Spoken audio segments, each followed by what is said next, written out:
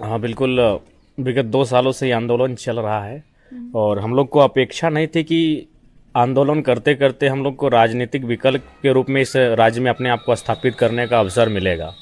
तो जब इन सब चीज़ों पर हम लोगों ने अध्ययन किया और जब चिंतन मंथन किया कि नहीं अब हमें राजनीतिक विकल्प के तौर पर भी मैदान में आना चाहिए, तो ऐसी परिस्थिति में हमने जानने का प्रयास किया कि किन चीज़ों को हम लोग बेहतर करें तो राजनीति हमारी बेहतर हो सकती है, या फिर किन के लिए हम राजनीति करनी चाहिए। तो उनमें जैसी बात है, भगत सिंह का वो कथन हमेशा स्मरण में आता है कि असली आज़ादी भारत देश में तभी आएगी जब खेतों में काम करने वाला किसान और फैक्ट्रियों में काम करने वाला मजदूर खुद को आज़ादी का अनुभव प्राप्त करने के योग्य समझेगा। तो जी हाँ, उसी क्रम में ख्याल आया प्रवासी मजदूरों का, और उन्होंने भी हमसे संपर्क साधा कि जब आप झारखंड में तमाम नीतियों को लेकर आवाज़ उठाते हैं, मुद्दों को लेकर आवाज़ उठाते हैं, लगातार झारखंड की जनमानस की आवाज़ बने हैं, तो कम से कम प्रवासी की जो पीड़ा है उस दर्द को भी झारखंड में साझा करें। तो उसी क्रम में महाराष्ट्र जाना हुआ, बेंगलुरु जाना हुआ, और अभी बहुत सारे स्टेट हैं जहां हमारे प्रवासी झारखंड के लोग रहते हैं, वहां जाने का मैंने आमंत्रण मिला है। और इसके पीछे की जो पृष्ठभूमि यह है कि विगत जो साल बीता जिसमें कोरोना का दौर हमने देखा, उसमें लगभग रजिस्ट्रेड 12 लाख मजदूर झारखंड वापस आए थे। अगर आप अनऑफिशियल ऑफिशियल सबको मिलाकर एक अनुमान आंकड़ा तो मुझे लगता है 20 लाख के आसपास झारखंडी मजदूर बाहर में रहते हैं। और अभी हाल ही फिलहाल देखें, झारखंड सरकार के किसी मंत्री का एक शर्मनाक बयान आया कि मजदूर अपनी खुशी से दुबई कुवैत जाते हैं मजदूरी करने के लिए, अपनी खुशी से जाकर 10 बाय 10 के कमरे में रहते हैं, अपनी खुशी से वो प्रत्येक 15 दिन में मर के घर आते हैं। कितना शर्मनाक बयान आता है एक मंत्री का कि मजदूर खुशी से जाते हैं अपने राज्य से बाहर मजदूरी करने के लिए, जो प्रत्येक 15 दिन में मर के जान गंवा के आते हैं, ये खुशी है उनका। तो इतना घटिया लोग इस राज्य में अगर राजनीति करेंगे, इतने घटिया सोच के लोग अगर इस राज्य की पॉलिटिक्स में अगर रहेंगे, तो मजदूरों के साथ साथ किसान से लेकर युवाओं को परेशान हताश होना ही पड़ेगा। इनकी बहुत निम्न और घटिया सोच है। मैं पढ़ रहा था, मैं उनका नाम नहीं लेना चाहूंगा। इतना घटिया बयान एक मंत्री का आता है कि मजदूर खुशी से जाते हैं, यानी खुशी से मरना चाहते हैं 15 दिन में। यह आंकड़ा है, बगोदर, बिशुनगढ़ और डुमरी इत्यादि जो क्षेत्र है, उनका आंकड़ा है कि प्रत्येक 15 दिन में एक मजदूर मर के घर वापस आता है। आप इन आंकड़ों पे कैसे काबू पाएंगे? देखिए, इन आंकड़ों पर जब तक आप इस राज्य में जो भी हमारे फैक्ट्रीज हैं, जो भी कंपनियां हैं, मिनी रत्न कंपनियां हैं, महारत्न कंपनियां हैं, तरह तरह की कंपनियां हैं, जब तक अभी हम जस्ट कल ही एक रिसर्च तैयार किए हैं कि हमारे धनबाद क्षेत्र में 214 माइंस के काम होते हैं, जिसमें आपके 40,000 के आसपास गवर्नमेंट एम्प्लॉई हैं, 1 लाख से प्लस नॉन गवर्नमेंट एम्प्लॉई हैं। तो इस तरह आंकड़े हम लोग भी लगातार अध्ययन कर रहे हैं कि उन पर हम लोग निजात, ऐसा बात नहीं कि हम लोग अगर मजदूरों के पक्ष में बयान देते हैं तो सिर्फ बयान देते हैं और भाषण देते हैं, स्टडी करते हैं। हम चाहे कल का रिपोर्ट को देखें ना, वहाँ बकायदा हम आपके चैनल के माध्यम से साझा थोड़ा सा करना चाहेंगे। तो हमारा जो प्राथमिकता रहेगा, मैं बार बार कहता हूं, अगर आप जो हमारे नेता अगर नीति बनाने के साथ साथ अपनी नीयत को स्पष्ट रखेंगे, तो मेरा मानना है कि मजदूरों की समस्या का समाधान है। ऐसा नहीं है कि हम लोग चिंतित नहीं होते। ये देखिए, कल का हम लोग अपना डाटा आंकड़ा निकाले हैं कि अगर हम, और प्रवासी मजदूर ही हमारी प्राथमिकता, ये सारा डिटेल्स माइंस का कहाँ बनता है, बहुत सारी चीज़ें हम लोग लगातार रिसर्च करते हैं। तो आपके रिसर्च को थोड़ा हम लोग भी साझा कर देंगे कि कहाँ क्या। देखिए, BCCL का रिसर्च हम लोग कल के निकाले हैं। धनबाद 214 खदानें 1971, सोर्स है www.bcclweb.in। सारा चीज़ हम लोग रिसर्च करके निकाल के रखे हैं। 214 जो है आपका माइंस चल रहा है। आप अगर एक माइंस में अगर 5 गांव की अगर कल्पना करते हैं तो लगभग 1000 गांव विस्थापित हुए हैं। उसके बाद अगर एक माइंस में, चूंकि एवरेज अगर आप मानते हैं, हम लोग ऐसे अनुमान माने हैं 100 करोड़ का इन्वेस्ट, तो लगभग माने 21,400 करोड़ का इन्वेस्ट। इस तरह बहुत सारे आंकड़े निकाल के हम लोग रखे हैं। अगर हम लोग जगह में आते हैं तो उन आवाज़ को अगर हम लोग सदन में मजबूत करते हैं, चूंकि सदन तक हमारी आवाज़ नहीं जाती है, सदन में कोई बात करने वाला नहीं है, तो बाकायदा जब हम लोग, आपको क्या लग रहा है कि सदन तक आपकी आवाज़ कितनी पहुंच रही है? पहुंच भी रही है कि नहीं? ना के बराबर सदन, कोई भी नेशनल मीडिया झारखंड की न्यूज़ को चलाता कहाँ है? आप दिखाइए। 2 सालों से आंदोलन हो रहा है, मानव श्रृंखला में 5 लाख लोग खड़े हैं, डोमिसाइल को लेकर ये राज्य लगातार संघर्ष कर रहा है, लगातार ऐसे मामले आ रहे हैं। तो कहीं ना कहीं नेशनल मीडिया में हमारे मुद्दे गौन हैं, और जिस कारण देश सदन हमारी मुद्दों से अवगत नहीं हो पाती है। जो हमारे सांसद चुन के गए हैं, केवल अपना मतलब रखते हैं, अपने महीने की तनख्वाह से मतलब रखते हैं, अपने कारोबार को बढ़ाने से मतलब रखते हैं, अपने व्यापार को बढ़ाने से मतलब रखते हैं। ऐसा नहीं है, बिल्कुल। अगर हम मजदूरों की बात करके आए हैं तो आने के बाद हम लोग स्टडी करते हैं। और देखिए, ये स्टडी आपके हाथों, मेरे हाथों में, आपके मीडिया के सामने हमारी स्टडी है कि हम लोग क्या कर सकते हैं, कहाँ क्या कर सकते हैं। ऐसा नहीं, हम लोग ब्लूप्रिंट सब तैयार कर रहे हैं, लेकिन जब तक जगह में मौका नहीं मिलेगा आप इंप्लीमेंट नहीं कर सकते हैं। आप एक आंदोलनकारी के रूप में आप आवाज दे सकते हैं, आप मीडिया के सामने बात को रख सकते हैं, आप प्रेस कॉन्फ्रेंस में रख सकते हैं, लेकिन नीति और नियम की बात तभी होगी और आपकी बात को गंभीरतापूर्वक तभी सुना जाएगा जब सदन में आपको मौका मिलेगा। तो सदन में जब तक ऐसे युवाओं को मौका नहीं मिलेगा जो निडरता के साथ निष्पक्ष होकर बातों को रखें, तब तक मुझे नहीं लगता है कि मजदूरों की समस्या हो या फिर कोई अन्य समस्या हो जिस पर कोई राज्य गंभीर हो सकता है। अच्छा, बाहर जाने का मतलब अन्य राज्यों में जाने का सिर्फ इतना मकसद था कि प्रवासी मजदूरों से वार्तालाप हो जाए, या फिर इसके पीछे ये भी था कि अन्य राज्यों से भी आपके प्रतिनिधि जेबी गैसेस की तरफ से प्रतिनिधि खड़े हो सकते हैं? नहीं, देखिए, सबसे पहली बात, अभी हम लोग अन्य राज्यों पर नहीं, क्यों जाएंगे? जब हम अपने राज्य के मुद्दों के साथ आए हैं तो हम लोग पहले राज्य के मुद्दों के साथ रहेंगे। अन्य राज्यों में जाने का मकसद यही था कि उनको जानना था कि भाई उनकी क्या समस्याएं हैं, क्या उन समस्याओं को हम झारखंड में कैसा काम कर सकते हैं, या फिर उनके बारे में हम जो वर्तमान की सरकार है उसके सामने हम कैसा प्रदर्शन कर सकते हैं, आंदोलन के माध्यम से वर्तमान सरकार को हम क्या आइडियाज दे सकते हैं। तो इसलिए उनसे गए थे। दूसरा बात, वोटिंग की भी अपील जो है कि भाई 2024 में अपने मत का सदुपयोग करें, और इतनी भारी संख्या में आप यहाँ रहते हैं तो कहीं ना कहीं भारत एक लोकतांत्रिक देश है, आपकी आने वाली पीढ़ी प्रवास की पीड़ा को ना झेले, उसके लिए आपको अपने राज्य में आकर मतदान करना है। इस बात को भी रखा, और साथ ही साथ हमने ये भी यथासंभव कहा कि जितना संभव हो सके हम लोग इस राज्य को बेहतर बनाने के लिए प्रयास करेंगे, और उसमें आपकी भी भूमिका होगी।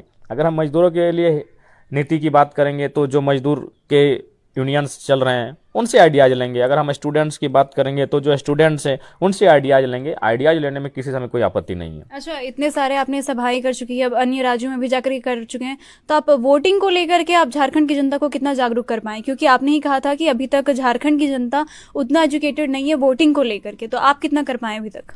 देखिए, हम कह सकते हैं कि मैंने 4 आना तो किए हैं, पूरा का पूरा आप कहेंगे तो ये कहीं ना कहीं झूठी बातें होंगी, और मैं झूठी बातों का सहारा नहीं लेना चाहूँगा। मेरा मानना है कि हम लोग 10 में 2-3 लोगों को तो जागरूक किए हैं कि मतलब अपने मत का सदुपयोग करें, और ये माहौल बन रहा है। आप राज्य में खासकर कोयलांचल के किसी गांव में जाएं, कोल्हान के गांव में जाएं, और वहाँ तो एक माहौल बना हुआ है, और बाकायदा जो पॉलिटिशियन हैं उनकी नींद भी उड़ी हुई है। अच्छा, तो अभी आपको लग रहा है कि आपके पक्ष में पूर्ण बहुमत की तरफ से सरकार, मतलब पूर्ण बहुमत से सरकार बनेगी जेबी केसेस की? नहीं, देखिए, ऐसा कहना जल्दबाजी भी होगी। अभी हम लोग प्रयास में हैं, और हम बार बार रिपीट भी करते हैं कि हम लोग नौसिखिया हैं। अच्छा, हम लोग तो मेरा एक उसी के साथ एक दूसरा सवाल भी है कि अगर पूर्ण बहुमत के साथ सरकार आपकी नहीं बनी तो गठबंधन आपके लिए आप किसको चुनेंगे? देखिए, उसके लिए हम लोग जनता से रायशुमारी करेंगे, बाकायदा जनता से हम लोग अपील करेंगे। जनता जिस ओर हमें जाने के लिए कहेगी उसके बाद हम लोग निश्चय ही निर्णय लेने का काम करेंगे। अच्छा, उसके साथ साथ एक ये भी रिसर्च आया है कि डुमरी में जब सभा हुआ था, आपका बहुत भव्य सभा था, और उसी दिन मुझे याद है कि सीएम हेमंत सोरेन भी वहाँ पे आए थे। डुमरी में ही किसी और फील्ड में उनका भी था प्रोग्राम। तो ऐसा हमने देखा है कि जब जेएमएम या फिर कांग्रेस का होता है तो उसी शहर में वही जगह पे आप दूसरी सभा कर लेते हैं, पर ऐसा हमने नहीं देखा है कि कहीं बीजेपी या फिर आजसू का हो तो वहाँ पे आप उसी शहर में दूसरा करें। हुआ था, हजारीबाग में हुआ था, ऐसा नहीं है, हुआ था। बाकायदा हमारी जो सभाएं थी वो कहीं ना कहीं चैलेंजिंग सभाएं थी, और उसमें सफलता मिली। यानी हम लोग ये जानना चाहते थे कि वास्तव में हम लोग जो आंदोलन कर रहे हैं उसमें जनता का रुझान क्या है। एक तरफ अगर माननीय मुख्यमंत्री होंगे और दूसरी तरफ हम लोग अगर सभा करते हैं, और ये सभा तो हम लोग पहले ही बोले थे, जब माननीय मुख्यमंत्री आभार यात्रा निकाले थे तो उनको हमने कहा था कि आप धनबाद बोकारो में सभा मत कीजिएगा, क्योंकि गढ़वा में पलामू में कर लीजिए, क्योंकि वहाँ आंदोलन का बेस नहीं है। आप सिमडेगा में लोगों को जाके बेवकूफ़ बनाइए, वहाँ आंदोलन का बेस तैयार नहीं हुआ इस फिलहाल। लेकिन आप अगर धनबाद बोकारो में ये भूल करते हैं तो जनता आपको जवाब देगी, और वही जनता जवाब देने का उनको काम किया। अच्छा, इसी के साथ साथ अभी आप बोल रहे हैं कि गढ़वा और ये सब मुख्य अभी तक केंद्र नहीं बनाए प्रदर्शन के लिए, तो आप वो सब पे कितना ध्यान दे रहे हैं? आप बकायदा आप 1 मिनट हजारीबाग पे दे रहे हैं, रांची पे, धनबाद, जो भी जहाँ पे ज्यादा पॉपुलेशन है, जहाँ पे ज्यादा लोग हैं, वहाँ पे तो आप पूरा फोकस कर रहे हैं, चीज दिख रहा है। पर जैसे जो पिछड़ा हुआ स्टेट्स है, स्टेट्स नहीं जिला है, हाँ, जो सिमडेगा हो गया, गढ़वा, पलामू, ये सब पे आप कितना ध्यान दे रहे हैं? देखिए, वहाँ भी हम लोग का संगठन पहुँच रहा है, और चूंकि थोड़ा सा इस बात की भी सच्चाई है कि थोड़ा सा अभी हम लोग वहाँ मजबूती के साथ नहीं उभरे हैं। लातेहार हमारा ठीक ठाक हुआ है, अभी देवघर, चतरा और आपका इधर जमतड़ा भी हमारा ठीक ठाक चल रहा है, कोडरमा भी हम लोग सही चल रहे हैं, और उम्मीद है कि भविष्य में क्या, हमको लगता है 2-3 महीनों में अगर मेरा सेहत ठीक रहा तो गढ़वा पलामू को भी हम हैंडल कर लेंगे। आपका गढ़ क्या होगा? देखिए, मेरा गढ़ कोयलांचल ही होगा, और मैंने तो शुरू में ही कहा है कि अगर मैं जिंदा रहा तो भविष्य में कोयलांचल की सबसे बड़ी सनसनी के रूप में हम ही रहे। सबकी नज़रें, सबकी निगाहें और सबके बोलियों का, सबकी गोलियों का सामना करने वाला शख्स हम ही रहेंगे अगर जिंदा रहें तो। अच्छा, चलिए ठीक है, ये तो आपके गढ़ का बात हो गया, चुनावी मुद्दों का बात हो गया, लेकिन अभी हम लोग झारखंड की जनता पे बात करते हैं। पहले आप कहते थे कि झारखंड की जनता बहुत भोली है, उन्हें कुछ पता नहीं है कि सरकार कैसी होनी चाहिए, अपने लिए कैसे सोचना चाहिए, सरकार कैसे चुनना चाहिए। अब आप झारखंड की जनता को कैसे देखते हैं, भोली या मूर्ख? देखिए, भोली ही समझेंगे, ये मूर्ख नहीं है। मूर्ख क्योंकि मूर्ख उन्हें कैसे कह सकते हैं, ये भोले भाले लोग हैं। ये लोग हमेशा मतलब बहुत जल्दी हर किसी पे उम्मीद करते हैं। अगर आप इनके साथ आतिथ्य के लिए जाते हैं तो बहुत माने गर्मजोशी के साथ ये आतिथ्य आपको देते हैं, लेकिन उसके बाद लोग इनको ठगने का काम करते हैं। वही आज इनके साथ हुआ है। आपके ही किसी इंटरव्यू में आपने कहा था, हालांकि उस टाइम मुद्दा कुछ और था, लेकिन आपने ही कहा था कि झारखंड की जनता बड़ी मूर्ख है। नहीं, भोली भाली जनता है। कुछ लोग क्योंकि आज भी कहीं ना कहीं मांस मदिरा का प्रचलन है तो उनको मूर्ख ही कहेंगे। तो मैं अपने स्टेटमेंट में कायम हूँ, क्योंकि आज भी बहुत सारे कुछ परसेंट ऐसे लोग हैं जो चुनाव में चुनावी भविष्य को लेकर, आने वाले फ्यूचर को लेकर मतदान नहीं करते, अपितु उस दिन के बारे में सोचते हैं। तो ऐसे लोग को मूर्ख की श्रेणी में रखेंगे। और बाकी लोग जो सरकार को समझ नहीं पाती है, लोगों को समझ नहीं पाती है, लोग भाषणों में कहते हैं कि हम आपका बेटा है, हम गरीब का नेता है, पता चलता है जितना बड़ा उनका घर नहीं, उनका बाथरूम है। तो भोले भाली है, वो मूर्ख नहीं। वहाँ पे भोली भाली है कि उनकी बातों में आ जाती है। ठीक है। अभी आपने कहा कि मजदूर आपके प्राथमिकी में है, मतलब कि सबसे ज़्यादा आप लोग उन पे फोकस कर रहे हैं, और आप बने थे मतलब कि छात्र नेता बन करके उभर रहे थे। तो अब क्या आप एक पॉलिटिशियन रह गए हैं जो कि सारी समस्याओं को साथ में लेकर के चल रहे हैं और कहीं ना कहीं छात्रों से थोड़ा अलग हो गए हैं? नहीं नहीं, छात्रों के साथ है, और उसके लिए हम लोग की विंग भी चल रही है, छात्र विंग। बाकायदा छात्रों के आंदोलन में हम लोग का सबसे ज्यादा केस अगर हुआ है तो छात्र आंदोलन में हुआ है। चल रही है, केस हुआ है, हम समझ रहे हैं कि आप उन लोगों के साथ रहते हैं, पर अब आप उस तरह उनके साथ नहीं रहते हैं। मतलब आप पीछे से बैक सपोर्ट भले आप रहते होंगे, पर आप साथ नहीं रहते। और कहीं ना कहीं स्टूडेंट्स यही चाहते हैं कि अब आप उनके साथ रहे जैसे पहले रहते थे, पर स्टूडेंट्स की नजर में अब आप थोड़ा सा निराश उनको करते आ रहे हैं। नहीं नहीं, ऐसा नहीं है। एक्चुअली देखिए, उस समय हम लोग स्टूडेंट थे और सिर्फ स्टूडेंट के मुद्दों पे ही आंदोलन किए थे। मैं तो वही कह रहा हूँ ना कि हमें ये कभी आभास नहीं था कि हम कभी हजारीबाग से भाभ्या जी आएंगे और हमारा इंटरव्यू लेंगे। हम एक साधारण सा छात्र थे। हमने उम्मीद किया था कि धनबाद बोकारो तक ये आंदोलन सीमित रहेगा। मुख्य एक पुतला दहन का कार्यक्रम हुआ, एक मानव श्रृंखला का कार्यक्रम हुआ, भाषा का विषय विवाद समाप्त हो जाएगा, फिर हम लोग अपने अपने काम में चले जाएंगे। लेकिन जैसे जैसे हमारी पहचान बनी, हमारे जो स्टैंड हुए, और हमारे सबसे बात जो हमारी निर्भीक क्षमता जो दिखी पब्लिक के सामने, धीरे धीरे हमारा कंपनी में एंट्री हुआ, धीरे धीरे विस्थापित मुद्दों में एंट्री हुआ। तो उससे क्या था कि छात्र आंदोलन के साथ साथ तमाम मुद्दे जिससे झारखंड आज शोषित है वो हमारे साथ जुड़ते गए, और जुड़ते गए। बाकायदा उन पर भी मैंने अच्छा काम किया, अच्छा काम नहीं किया, रिजल्ट भी मैंने दिया। आज लगभग 30 की संख्या में मैंने मजदूरों को मुआवजा दिलाने का काम किया, जो एक विधायक सांसद अपने जीवन काल में नहीं कर पाता है। तो ये चीजें कहाँ से हुई? ना हिम्मत के कारण हुई। और हिम्मत कहाँ से मिली? ना पब्लिक साथ में आई। पब्लिक साथ में क्यों आई? ना हमारी विचारधारा स्पष्ट थी, हमारी विचारधारा में कोई दाग नहीं था, इसलिए पब्लिक हमारे साथ आई। लगभग मैंने 500-600 की संख्या में बहुत सारे लोगों को नियोजन में लगाने का काम हमारे संगठन के माध्यम से हुआ। तो हम लोग कुछ नहीं होने के बाद भी बहुत सारा अच्छा काम किए हैं। अब अगर आप पूरी तरह से कहेंगे तो पॉसिबिलिटी नहीं है, हम संवैधानिक पद पर नहीं है और हर काम को आप बोलेगा कि हैंडल कर दें सिचुएशन में। तो देखिए, हम लोग तो कुछ नहीं बोलते हैं, जो भी आपसे एक्सपेक्ट करती है जनता ही एक्सपेक्ट करती है। और कहीं ना कहीं हमने भी ये चीज सुना था कि आपसे छात्र थोड़ा निराश हो रहे हैं क्योंकि अब आप उनके संग नहीं रहते। देखिए, ऐसा नहीं है। हाल ही फिलहाल रांची में काफ़ी देर तक चर्चा परिचर्चा हुई रांची के छात्रावास में। हम जब भी रांची जाते हैं तो एक बार हॉस्टल जरूर जाते हैं, वहाँ के छात्रों से वार्तालाप करते हैं। हाँ, ये और है कि समय अब सबको देना पड़ता है। जैसे एक दायरा होता है, जब एक लड़का जब बैचलर होता है तो उसकी एक अलग दुनिया होती है, लेकिन जब वो विवाहित हो जाता है तो उसकी दुनिया में बहुत सारे पत्नी, उनके ससुराल वाले जुड़ते हैं। तो ठीक उसी प्रकार जब हम एक छात्र आंदोलन के रूप में थे तो हमारा फोकस छात्र था, हम सिर्फ छात्रों पर ही हम केंद्र बिंदु के तौर पे रहते थे। लेकिन अब हम लोग मजदूर पे बात करने लगे, और प्रत्येक 15 दिन में कोई ना कोई ऐसी घटना भी घटती है जहां हमें 2 दिन 3 दिन धरने पर बैठना पड़ता है। अभी देखिए FCI में धरना चल रहा है, अभी आप देखिए आपका इलेक्ट्रो स्टील में धरना चल रहा है, बहुत सारे कोलियरी में धरना चल रहा है। तो वो क्या है? मजदूरों के मसले हैं। तो ठीक उसी प्रकार जब दायरा बढ़ा तो बहुत सारे और भी मुद्दे हमारे साथ जुड़े।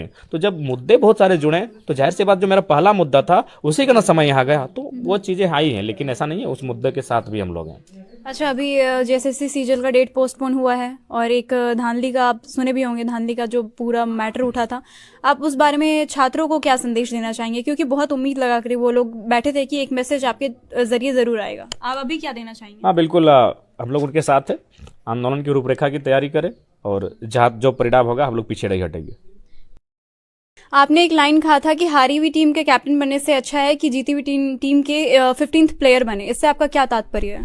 इससे तात्पर्य है कि हमारे बहुत सारे जो संगठन के युवा उनको मैं संदेश देना चाहता हूं, जो अपने आप को एक प्रत्याशी के रूप में देखना चाहते हैं। एक ही विधानसभा में 4-4 लोग अपने आप को प्रत्याशी मानते हैं, और वे लोग अगर ये सोचते हैं कि नहीं, अगर हम लोग के संगठन के माध्यम से उनको चुनाव नहीं लड़ाया जाएगा तो चुनाव लड़ जाएंगे, तो इससे क्या होगा, हार जाएंगे। तो वही संदेश मैंने उनको दिया कि हारी हुई टीम का कैप्टन बनने से अच्छा है, कैप्टन का मतलब आप प्रत्याशी हैं, भले आप हार गए लेकिन आप हैं प्रत्याशी, तो हारी हुई टीम का कैप्टन बनने से अच्छा है कि विजेता टीम का 15वां सदस्य बनिए। भले आप वर्ल्ड कप का फाइनल मत खेलिए, लेकिन ट्रॉफी को चूमने का, ट्रॉफी को छूने का आपका अधिकार रहेगा, और जीवन भर आप इतिहास के पन्नों में दर्ज हो जाए। आज देखिए क्या हुआ भारत के साथ।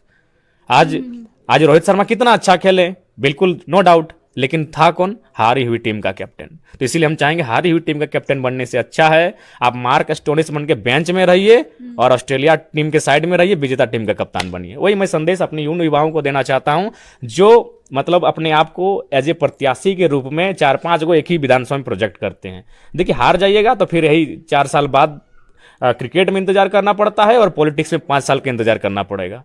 इसलिए जीती हुई टीम का एक आम प्लेयर बन के खेलिए, यानी इसका मतलब है कि जो बेहतर उसको सपोर्ट कीजिए। अभी आपके चुनावी कैसे प्रिपरेशन चल रहे हैं? क्योंकि अभी कुछ महीने चुनाव और नजदीक आते जा रहे हैं, कुछ महीने अब बचे रह गए हैं, और आपका इधर हेल्थ इश्यूज भी हो रहा है, तो आप किस तरह से प्रिपरेशन कर रहे हैं?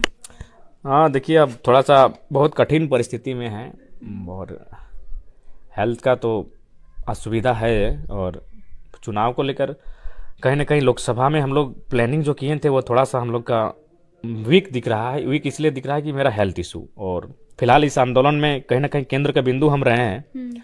आज किसी भी छोटा मोटा आंदोलन तो वहाँ एक पहला डिमांड हमारा होता है लेकिन उसको हम लोग मैनेज करने का प्रयास कर रहे हैं, और आगे की जो रणनीतियाँ हैं वो लगातार हम लोग का धरातल पर चल रही हैं। बाकायदा हर एक जिले में संगठन का विस्तार भी हो रहा है हमारे, और जनता हमसे जुड़ भी रही है, और उम्मीद करते हैं कि बदलाव होगा। अच्छा, अभी आपकी सभाएं सिर्फ पंचायत लेवल पे चल रही है, हालांकि अभी गांडे में होनी है, लेकिन अभी पंचायत लेवल पे चल रही है, उस तरह की भव्य सभाएं नहीं हो रही है। तो इसके पीछे कारण क्या है? आप लोग क्या संगठन विस्तार पे ध्यान दे रहे हैं, या फिर क्या इसके पीछे कारण क्या है? इसके पीछे कारण है आई कांटेक्ट। देखिए सभा होती है, उसमें मान के चलिए 20,000 लोग हैं, 20,000 लोग जैसे कि बहुत हो सके, बहुत सारे लोग सुनने के लिए आते हों, बहुत सारे लोग देखने भी आते हैं कि भाई बच्चा दिखता कैसा है, अभी बच्चा ही मानते हैं बड़े बूढ़े लोग। तो इसलिए अब आई कांटेक्ट यानी नुक्कड़ सभा, कि उनसे हम आई कांटेक्ट होंगे, उनसे एक एक व्यक्ति से जब आई कांटेक्ट बनेगा, जब उसी सभा में, छोटी सभा में, तो उसमें एक प्रभाव बनता है। तो हम लोग अब बड़ी सभाओं को विराम करके, या फिर बड़ी सभाएं जो होंगी वो प्रत्येक 15 दिन में होंगी, या तो प्रत्येक संडे को होंगी, बाकी जो दिन होगा वो हमारा नुक्कड़ सभा होगा। यानी छोटी छोटी सभाओं में हम लोग तब्दील किए हैं, और बदलाव संकल्प सभा को अब हम लोग जन आशीर्वाद जनसभा में तब्दील किए हैं, और जनता के बीच जाएंगे, और बहुत कम समय रहेगा और बहुत कम लोग रहेंगे, कोई मतलब नहीं, लेकिन एक एक व्यक्ति तक हमारा मैसेज, और हम फिजिकली एक एक व्यक्ति तक प्रस्तुत होना चाहेंगे। मतलब आप लोगों से जुड़ने का कार्य भी कर रहे हैं। अच्छा, और एक अभी चुनावी मुद्दों पे बहुत बात हो चुकी है, अब बात करते हैं, अगर आप जैसे कि आपको वो मिल गया जो आप चाहते हैं, उस पद पे आप चले गए, तो आप भ्रष्टाचार को कैसे कम करेंगे? अभी मैं आपको एक एग्जांपल देती हूँ कि अभी जो आपकी योजना, आपकी सरकार, आपके द्वारा जो अभी लगाया गया है कैंप हर जगह, उसमें मजदूरों का या फिर गरीबों का बहुत ज्यादा समस्या आ रहा है कि उन लोगों का जो आवास के लिए जो था योजना, उनको उस चीज का लाभ नहीं मिल पा रहा है। और इसके पीछे कारण क्या है? क्योंकि जो भ्रष्ट अधिकारी होते हैं वो उनसे पैसा मांगते हैं, और वो पैसा देने में असक्षम होते हैं। तो आप इस तरह भ्रष्टाचार को कैसे कंट्रोल करेंगे? क्योंकि एक तो ऑलरेडी चेन बना हुआ है, आप अगर चले भी गए उस पद पे तो वो चेन फिर भी वैसे ही रहेगा, तो आप कैसे कंट्रोल करेंगे? देखिए सबसे पहली बात, सही बात है, मैं अध्ययन कर रहा था, खासकर चूंकि कंपनी का मुद्दा बार बार आता है, तो वहाँ पे मैं अध्ययन कर रहा था। कहीं ना कहीं उसके लिए पॉलिटिकल लीडर्स उत्तरदायित्व हैं, और उनके साथ साथ जो कॉर्पोरेट जगत है। तो अगर मेरा मानना है, चूंकि अब बीडीओ सीओ की बात करते हैं, तो आपको शासन और प्रशासन को जोड़ना होगा। अगर शासन में बैठे लोग ठीक से काम करेंगे तो मुझे लगता है प्रशासन में बैठे लोग भी उनसे प्रेरित होंगे, और शासन में बैठे लोग अगर प्रशासन में बैठे लोगों को हमेशा क्लास देंगे और हमेशा एक अच्छा मैसेज देंगे, उनसे बैठाकर बातचीत होंगी, तो मुझे लगता है शासन में बैठे लोगों से ज़्यादा एक्सपीरियंस, ज़्यादा अनुभव प्रशासन में बैठे लोगों के साथ होता है। लेकिन चूंकि वो भी देख रहे हैं कि ये जब लूट रहा है तो हम काहे पीछे हटें, तो जब एक ईमानदार व्यक्ति जब नेतृत्व करेगा तो बाकी लोगों में अगर दाग भी है तो वो कहीं ना कहीं चाहेगा कि यार जब हम भी एक मानव जीवन लिए हैं, हम पे भी कुछ रिस्पॉन्सिबिलिटियां हैं, तो काहे इस तरह का न्याय करें। लेकिन जब नेतृत्व करने वाला ही अगर उसमें गाइडलाइन नहीं होगा, उसमें डिसिप्लिन नहीं होगा, तो फिर बाकी लोग उसको फॉलो नहीं करेंगे। तो इसीलिए हम लोग पहला प्रयास करेंगे कि जो पॉलिटिकल लीडर्स होंगे उनमें एक क्राइटेरिया होगा जो उसे फुलफिल करना होगा। और बाकायदा हमने तो ये भी कहा है कि हम लोग का जो पेमेंट होगा उसको भी हम लोग बाकायदा कोर्ट एफिडेविट के साथ इस बात का स्टेटमेंट देंगे कि ये हमारा जो निजी जो पेमेंट आएगा वो भी जनता के हित के लिए जाएगा। चलिए, जेबी कैसे जैसे ही अपनी सोच सामने ला रही है, सोच जैसे सामने रख रही है, अभी जयराम जी वैसे भी कहते रहते हैं कि अब ये एक विचारधारा बन गए हैं, एक अब ये शरीर नहीं रह गया, विचारधारा बन गया है काफी लोगों का। अब जैसे संदेश ही देते हैं लोग वैसे संदेश लेते हैं, और हम उम्मीद करते हैं कि इनकी जो अच्छी सोच है वही लोगों तक पहुंचे और लोग इनको वैसे ही देखें जैसे ये उनके बारे में सोच करके चल रहे हैं। ऐसी और खबरों के लिए आप जुड़े रहें N4 न्यूज़ भारत के साथ।